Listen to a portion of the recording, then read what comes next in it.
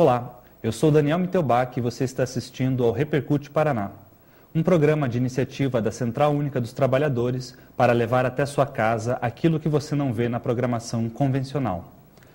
O tema do nosso programa de hoje são as manifestações que estão ocorrendo em todo o Brasil. Para tratar desse tema, contamos aqui com a presença do professor Lafayette Neves, da Plenária Popular do Transporte, e também do advogado e militante Wilson Ramos Filho, o Xixo.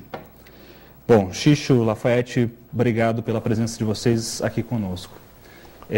Professor Lafayette, você poderia começar explicando para a gente um pouquinho melhor qual é a situação do transporte público em Curitiba hoje, né? Você que tem feito parte aí da comissão da Prefeitura, que está analisando a tarifa, né, por indicação da própria plenária, para que a gente entenda um pouco melhor essa situação e possa, a partir daí, fazer uma análise desses movimentos que estão acontecendo?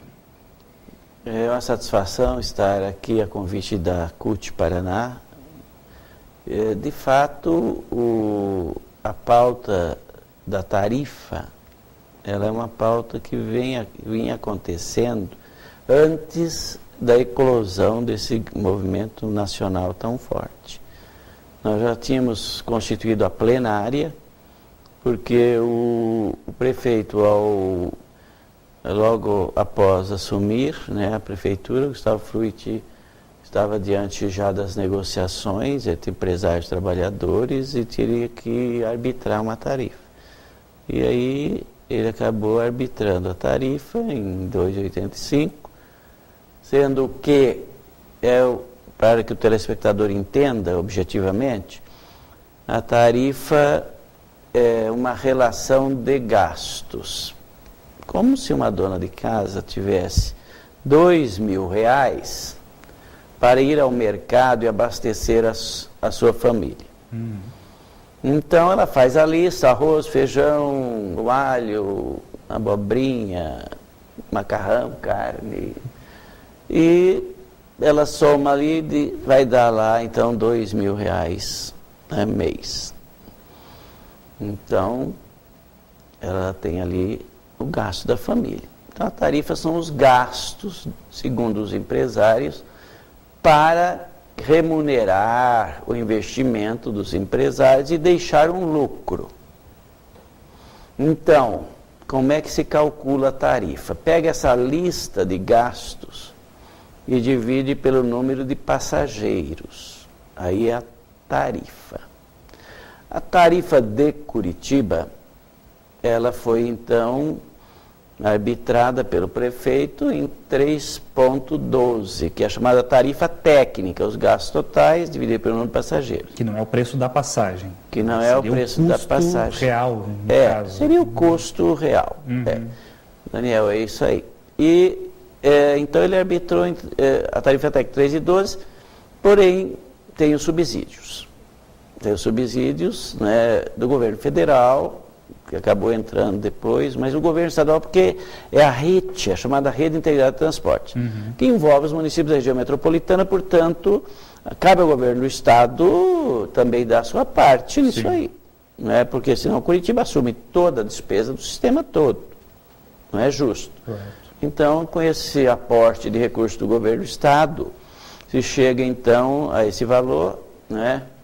E a Prefeitura de Curitiba ainda entrou com uma parte, né, porque não cobria todo o dinheiro do Estado, deu aquela polêmica, o Beto vai dizer, vamos acabar com a RIT, com a rede integrada. Tem subsídio, não tem. E aí um problema político foi posto para o prefeito de Curitiba, ele ficou com o abacaxi na mão e ele teve que resolver isso e aí chegaram nesse ponto. Bom, o que os movimentos populares, sindicais e estudantis fizeram? Através dessa plenária, há muito tempo pedíamos uma participação, uma transparência, né, e o prefeito nos nomeou para compor essa comissão que estamos há 2 meses nos reunindo lá na sede da URB para avaliar essa tal planilha de custos, que é essa lista toda de gastos, né, pessoal, óleo diesel, freios, manutenção toda de garagem. Que seria aquela chamada caixa preta da URBS. Caixa preta, que ninguém sabe, porque ela é uma coisa obscura. Ninguém sabe o que tem lá dentro, né? Então a gente precisa abrir para saber o que tem lá dentro. Isso dá para saber. Dá para saber, né? Dá para saber em tese. Então nós vamos discutir Logo, a primeira coisa que nós vamos discutir são os parâmetros e a metodologia que montaram isso. Nós nos deparamos com um instrumento legal que o prefeito anterior e o governador do estado são os grandes responsáveis. Por quê? O Ministério Público entrou com uma representação, obrigou a licitação, porque o Jaime Lerner, em 81, prorrogou por 10 anos sem licitação. E aí o Beto Richa ficou sentado em cima disso durante todo o seu mandato e no final entregou para o vice, que é o Luciano Dutti, e esse então, às pressas, fez lá um projeto de lei, mandou para a Câmara e na Câmara, de repente apareceu, não sabemos como, um substitutivo do vereador Jair César, que é a estrutura de gasto que compõe essa planilha. Portanto, essa planilha está engessada, né? Como se engessa uma perna, um pouco capacidade de... Porque ela está engessada dentro desses itens. Claro que esse é o problema maior. Não tem como mexer em valores da tarifa se não mexer nisso. Ontem o prefeito, ao anunciar a tarifa, ele deixou isso claro. Ele falou, olha, não estou mexendo no dinheiro dos empresários. Eu estou aqui utilizando recursos do município, porque eu sou sensível ao que está acontecendo no país todo, e né, o movimento realmente foi vitorioso, porque o movimento é que levou essa questão da redução da tarifa. Então, ele percebeu isso e disse claramente, não, os empresários não perderam nada. Por quê? Ele falou, porque tem um contrato. Então, ele deixou claro, tem um contrato. Sim. Então, a tarifa técnica, o que os empresários estão recebendo, telespectadores, é R$ 2,99. Por quê? Porque com a Dilma desonerando também PIS e CONFINS, caiu de R$ 3,12 para R$ 2,99. Então o prefeito não pode mexer nisso aí, que é um absurdo.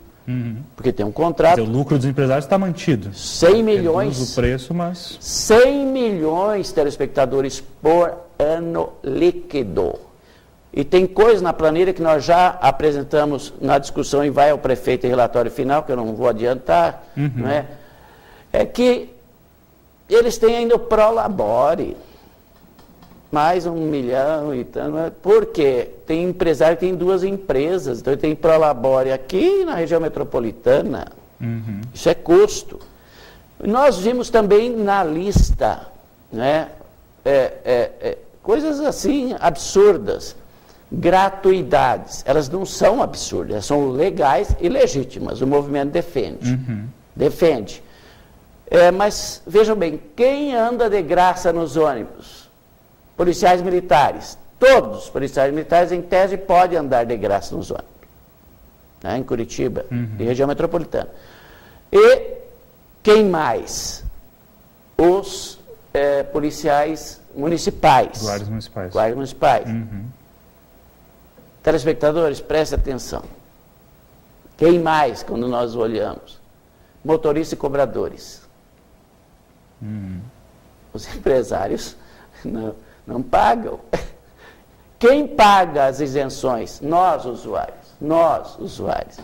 Quando você passou na catraca, R$ 2,85 o seu cartão ali, ou com dinheiro, você está pagando 15% daquela tarifa é gratuidade. Isso representa em cada bilhete 45 centavos.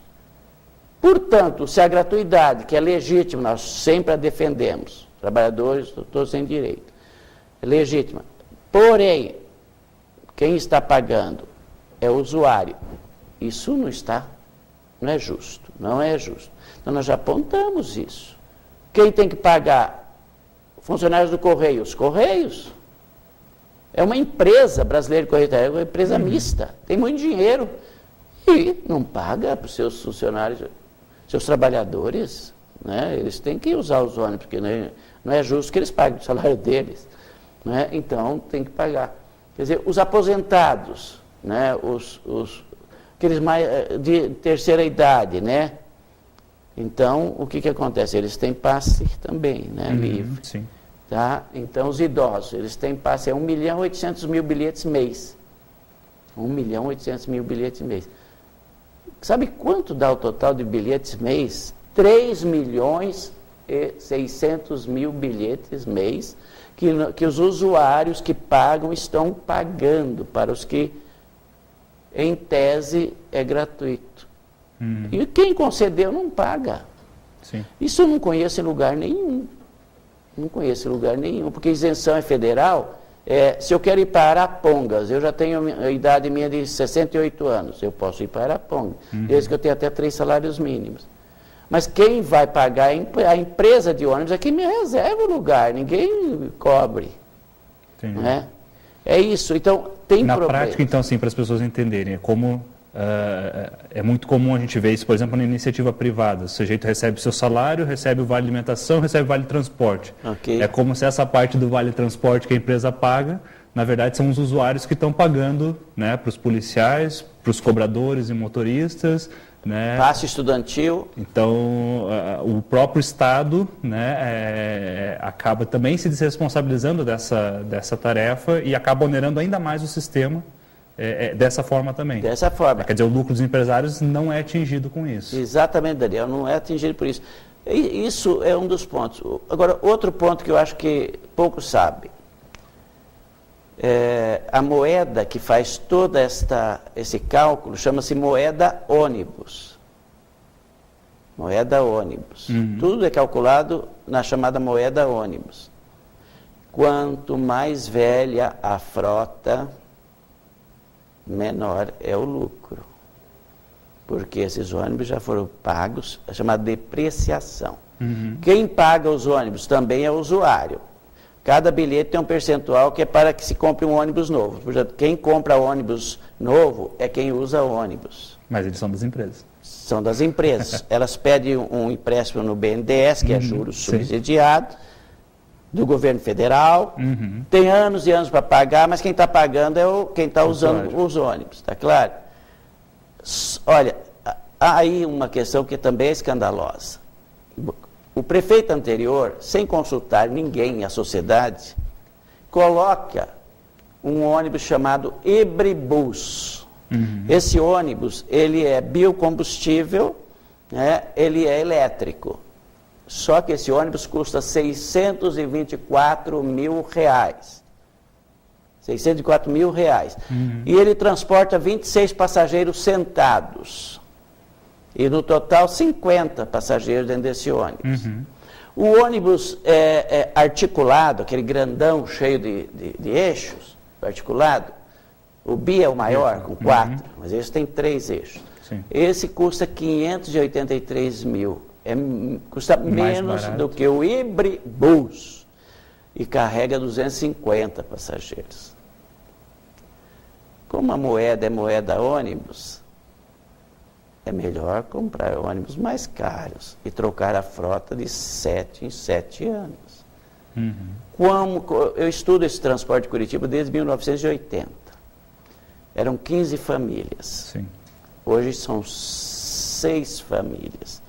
E uma família tem 80% dos ônibus. Essa linha norte-sul toda é dele. Ele pega o filé mignon. Tá? É o que mais ganha. E eles dizem que estão em crise, que não podem, que estão falindo, mas estão ganhando concorrência em Foz do Iguaçu, Ponta Grossa, Maringá, Brasília, Rio de Janeiro. Estão em crise. Então, essa é uma questão para ser discutida. E eu só queria fechar nesse ponto, que ele é fundamental. Eles falaram que o custo-benefício, né, de uma discussão que nós tivemos lá, que foi muito interessante. Quanto se gasta de óleo diesel? 2%. Como assim? Não, o óleo diesel é maior, 15%. Não desliguei. 15% óleo diesel. O óleo diesel é 15%. Mas qual é o controle que vocês têm? Não, vem uma ficha da empresa e diz quanto se gastou ali de óleo. Ah, assim é? Ah, é assim? Quer dizer que vocês confiam na ficha que vem da empresa. É o que vem da empresa. Vocês imaginem se a Gol avisasse a Petrobras que os caminhões da Petrobras abasteceram tantos litros para os aviões. Os acionistas da Petrobras não iam receber dividendos. É outro escândalo, está no contrato. Então, percebe? Precisaríamos de horas, mas o povo tem que aprender essas coisas para entender por que o movimento... Eu acho que foi importante essa introdução, professor. A gente vai parar agora, fazer um breve intervalo no nosso programa, para que a gente possa voltar no próximo bloco e discutir agora a essência desses movimentos, né? E o que está na rua, tendo, né, agora uma visão melhor do transporte e também dessas outras coisas que estão acontecendo, tá bom? Nós vamos para um breve intervalo e voltamos já.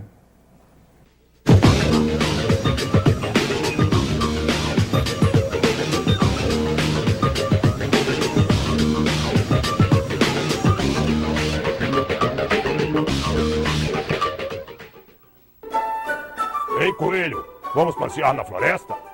Por que na floresta? Eu não sou Chapeuzinho Vermelho não, hein? Que isso, Coelho, somos amigos desde criança. Está bem, vamos então. Onde vocês vão? Vamos passear na floresta. Na floresta? Não posso esperar mais. Não aguento de fome. Galo, você comeu meu amigo. Não aguentava mais de tanta fome. Vocês viram o meu coelho? O lobo comeu. Eu? Ele que comeu o coelho, meu amigo, de uma vez só. Quem comeu o meu coelho? Não fui eu. Mentira, foi ele. Passarinho, quem comeu o coelho? Eu não estava olhando na hora, mas galos não comem coelhos. São os lobos que comem. Eu sei que foi você, seu lobo sonso, direto pra cadeia. Mas não fui eu, esse Você está passarinho preso, louco. você vai pra O galo cadeia, é um louco, ele assassino de comeu o coelho. coelho. O fato é único, as opiniões não. Questione as notícias, ouça outras versões. É com a verdade que se constrói a democracia. Quero falar também.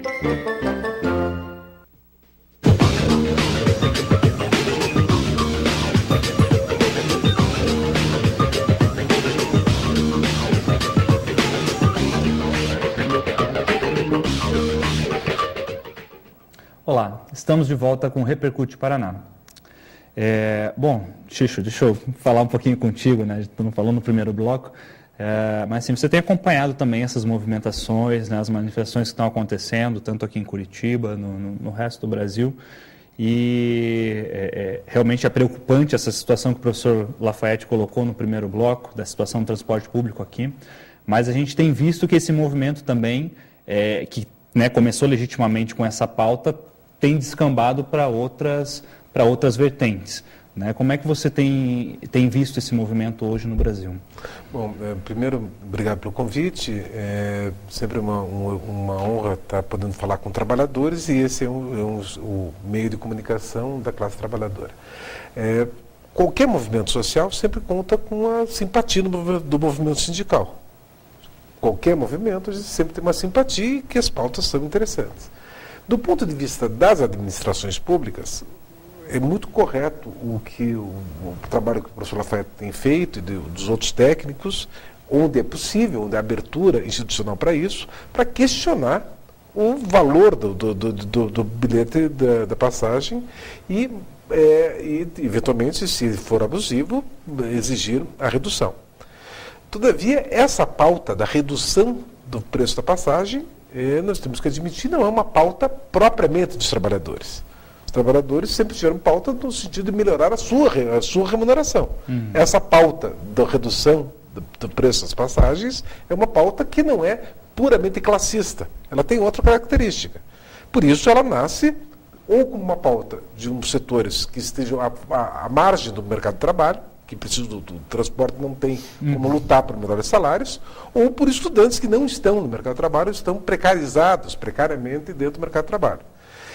A reivindicação, portanto, é uma reivindicação para redução do valor ou, tendencialmente, até o passe livre. Aliás, o movimento chama-se movimento passe livre. Seria possível ter passe livre? Claro, é possível ter passe livre. Assegura-se uma outra forma de custeio da passagem. Quanto é o valor da passagem? R$3? Então, fica livre, os empresários continuam ganhando R$3 e o dinheiro do município vai ser feito com isso. Como é que poderia o município ter dinheiro para isso? Fácil, aumenta IPTU, aumenta outros impostos, outras fontes de renda, e com isso faz. Quem subsidiaria a passagem? Donos de imóveis que pagam IPTU. Prestadores de serviços que pagam ISS. Eles simplesmente fazendo isso. Qual é o modelo que tem em Curitiba? O modelo que tem em Curitiba é que os próprios usuários é que custeiam o preço da tarifa. Por rateio, no primeiro momento, e se esse rateio for o suficiente, ainda está assegurado o lucro das empresas. O movimento, em nenhum momento, questionou esse movimento passe livre, questionou o lucro dos empresários. Ele não está preocupado se os empresários estão tendo lucros abusivos e se o preço da tarifa está correto. É um movimento pela vantagem pessoal de que são os usuários. É um movimento que não tem uma pauta propriamente classista, isso que eu quero dizer. Não é um movimento que seja ideologizado o suficiente. Nós queremos que haja outras formas de custeio e que isso saia do bolso de quem tem imóvel.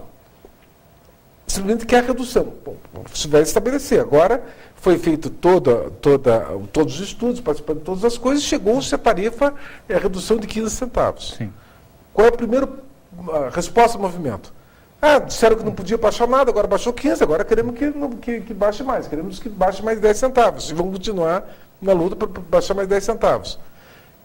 Bom, a luta não era então pelo passe livre?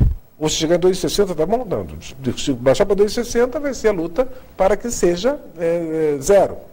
Como fazer isso? Como não pode mexer nos contratos, até que se tenha uma revisão de contratos, mais ou menos, para que se entenda, é mais ou menos o que foi feito nos pedágios. O Requião ficou dizendo que ia acabar, etc., mas o contrato é tão bem amarrado que você não consegue mexer nisso. Então, vai ter que se questionar, é uma luta muito demorada e não será na gestão da atual da Prefeitura. Isso é coisa para 2, 3 gestões. Não é essa a questão. O movimento está exigindo é que a Prefeitura banque isso. E a Prefeitura que ache um jeito de custear esse processo. Então, essa é a característica. De qualquer forma, é um movimento legítimo, me parece que só um pouco desfocado. Tinha que ser um movimento contra o lucro das empresas, o lucro abusivo, um movimento pela estatização do transporte coletivo, ou pela transparência total do transporte coletivo. Mas não é essa, é simplesmente uma redução. Como vocês têm avaliado, assim, eu entendo que a partir do momento que tem a solidariedade, é claro, da classe trabalhadora, a gente entende que há uma necessidade, como os movimentos sociais de fato têm, esse apelo. Agora, essa inserção que houve de pautas trazidas aí nacionalmente, essa amplitude do movimento, porque chegou um ponto que não se via mais estudantes apenas ali no meio exigindo passe livre. Você via cidadãos de classe média, adultos, pessoas formadas, que começaram a introduzir outras pautas no movimento, e isso começou a mobilizar pessoas, mobilizar nas redes e tal. E qual é a análise que se faz disso hoje? Qual é o que está por trás desse interesse, a partir do momento que o próprio movimento Passe Livre entende que, conquistada essa pauta, nós esgotamos, vamos nos reorganizar agora e vamos ver qual é a próxima exigência, ou vamos manter o foco no passe livre, e a mídia tem traduzido aí outras pautas, o fim da corrupção, resolver problemas de maneira genérica. Quais são, na verdade, os riscos que estão impostos aí para os trabalhadores? O que tem por trás dessas mobilizações que estão acontecendo? Acho que seria importante só, o Lafayette, já queria ouvir também a opinião dele, mas só recuperar a história do movimento. Era um movimento de estudantes em São Paulo, em outras capitais, reivindicando passe livre ou redução da tarifa ou não aumento da tarifa. Esse movimento vai para a rua e sofre uma violenta repressão por parte do governo do Estado de São Paulo, a polícia paulista, surra os estudantes, agride os estudantes. Isso gerou uma solidariedade de outros estudantes que foram, na próxima vez nós vamos estar em mais números lá para poder fazer isso. Nova repressão. Essa repressão que sofre os estudantes, outras pessoas indignadas com aquela repressão, com aquela desproporcional reação por parte dos governos do Rio de Janeiro, de São Paulo, mas também do Distrito Federal, no primeiro momento, gerou uma solidariedade geral de pessoas que se solidarizando com esse movimento. A partir dessa entrada de outros setores solidários ao movimento Passe Livre, vieram outras pautas de reivindicação. Essas outras pautas de reivindicação pegam de tudo. Quer dizer, hoje, no Jornal Nacional, no Jornal da Manhã, às 7 horas da manhã, tinha lá uma mulher assim: estou reivindicando a redução do preço da ração dos cachorros. Então, é uma reivindicação que são plurais, são reivindicações plurais que estão acontecendo na sociedade, todas legítimas, todas reivindicações legítimas. E esse movimento que começa pela passagem de ônibus, hoje já não é mais por isso. Já se fala em impeachment do presidente, já se fala em golpe de Estado, já se fala em chamar os militares novamente. E a curiosidade é que o movimento sindical está estigmatizado. Não se pode ir com bandeira de sindicato, não se pode ir com bandeira da CUT, não se pode ir com bandeira dos partidos políticos, não se pode fazer nada porque o movimento, as pessoas que estão nesse movimento, que não têm tradição de participar desse movimento, estigmatizam e acham que os sindicatos ou os partidos seriam oportunistas de estar nisso. Nós temos que caracterizar esse movimento do ponto de vista da sua origem, de forma diferenciada. Nós tivemos São Paulo, né, com uma pauta muito forte do passe livre, porque lá foi o MPL que deu a direção. Reconhecidamente, o Brasil todo percebe que foi o MPL que deu a direção. Né?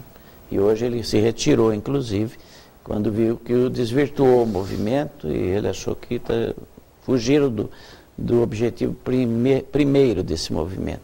Aqui, ele tem uma outra característica, mesmo com essas questões que foram aqui colocadas agora, ele tem uma outra característica, ele surge de duas frentes. Uma que é a Plenária Popular de Transportes, que já vem discutindo transportes há muitos anos, com interregnos longos, mas nunca abandonou isso, né? Agora veio com mais força. E essa Plenária Popular de Transporte envolve as centrais, CUT, a CSC com lutas, envolve uma outra central mais recente, aí, que eu não me recordo agora, não é? E também o movimento popular, pastorais, e movimento estudantil, movimento estudantil, tá? Movimento estudantil também. Então, e por outro lado, formou-se a partir de um outro bloco mais estudantil, característica mais estudantil, a frente de luta pela tarifa de ônibus em Curitiba. Aí sim entra o passe livre, mas entram também outros segmentos, não é, que inclusive colocam a tarifa zero. Sim. Que já foi uma tentativa da Irundina quase bem sucedida em São Paulo, que seria o que foi colocado pelo Wilson aqui, Ramos Filho, né, o passe livre. Tá? E que no Paraná já tem uma cidade que tem a tarifa zero, parece que aí vai por a tarifa zero, e duas em São Paulo, Agudos e uma outra. E que quem cobre esse custo, por exemplo, na Alemanha, é o imposto verde, que eu acho absolutamente correto. Quem tem carro quer ter o seu privilégio de andar com o seu carro, com ar-condicionado, com ar quente, no inverno nosso, né, longo. Vai custear. Pagar. Mas é livre, então se eu também quiser deixar o carro em casa, eu já paguei o transporte público, então eu também posso ir de ônibus, né? E até dá para colocar ar-condicionado nos ônibus, ar quente aqui, que caberia, né? Porque tem em toda a Europa, não é tão caro. Então é nesse sentido que eu acho que ele tem outras vertentes. Então aqui o passe livre não teve esse peso.